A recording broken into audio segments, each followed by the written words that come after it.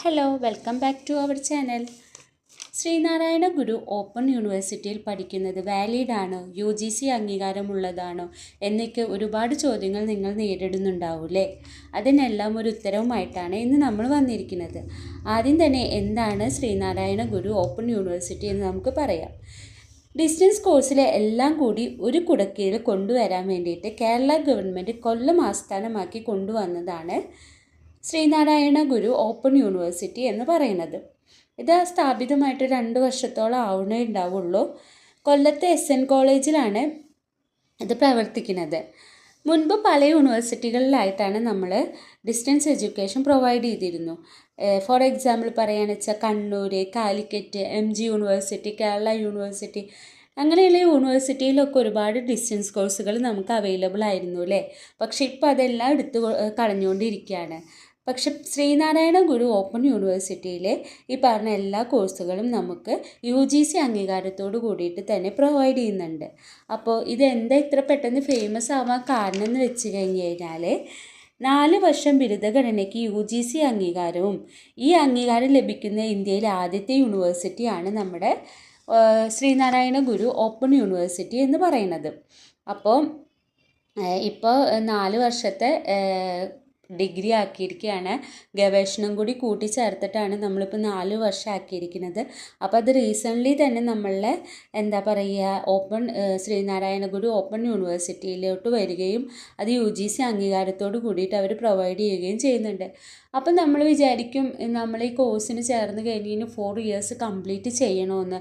ഒരിക്കലും വേണ്ട കേട്ടോ. നമ്മൾ 3 ഇയേഴ്സ് കംപ്ലീറ്റ് ചെയ്ത് കഴിഞ്ഞാലും നമുക്ക് സർട്ടിഫിക്കറ്റ് അവർ പ്രൊവൈഡ് ചെയ്യുന്നതായിരിക്കും.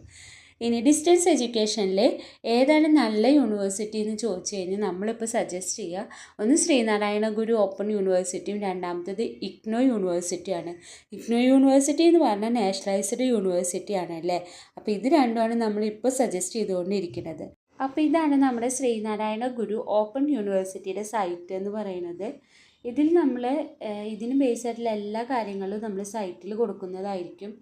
അപ്പോൾ ഇവിടെ പോയി കഴിഞ്ഞ് കഴിഞ്ഞാൽ learners portal, recruitment portal, grievance, new admission programs അങ്ങനെ എല്ലാം കൊടുത്തിട്ടുണ്ട്.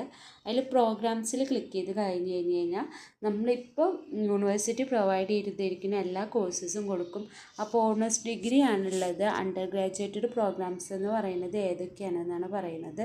ഒന്ന് BA ഇൻ അറബിക്ക്, പിന്നെ BA Arabic literature, BA economics, BA English, BA Hindi, BA history, BA Malayalam, BA nano entrepreneurship, BA philosophy, BA political science, BA psychology, BA Sanskrit, BA sociology, bachelor of business administration, bachelor of computer applications, BCom finance or corporation.